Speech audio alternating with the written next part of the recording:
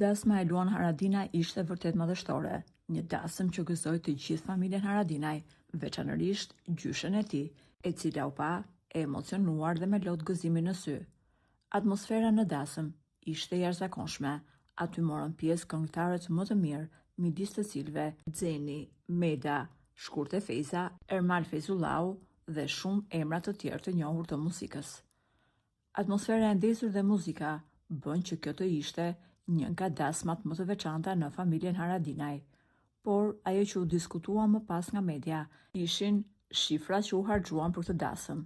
Dihet që këngëtarët që ishin ftuar në dasmën e familjes Haradinaj janë të shtrenjtë dhe pagesat e tyre fillojnë nga 5.000 deri në 8.000 euro, dhe nëse do të ishe paguar çmimi real sa ata marrin në një dasëm, atëherë me një llogari të thjeshtë do i binte që familja Haradinaj të kishte paguar plot 100.000 euro vetëm këngëtarët. Kurioziteti të publikut se sa lek kërkuan në dasëm, Meda, Shkurte Fejza dhe Xeni ju përgjigj nusja e Ramushit Anita, e cila ishte marrë dhe me pjesën organizative të dasmës.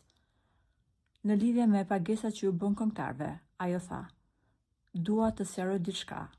Asnjëri nga këngëtarët nuk kanë pranuar të marrin pagesë. Ato kanë thënë se do të vinin në shenjë respekti për familjen tonë. Edhe pse ne insistuam që të bënim qoftë dhe një pagesë modeste për secilin prej tyre, ato kanë thënë jo. Ne e dim kontributin e familjes Haradinaj për Kosovën, prandaj nuk do pranojmë kurse si pagesë." Anita vjoi duke thënë: "Për të gjithë ata që janë të shqetësuar se sa paguam ne për të gjithë këngëtarët, po ju them qartë, 0 lek."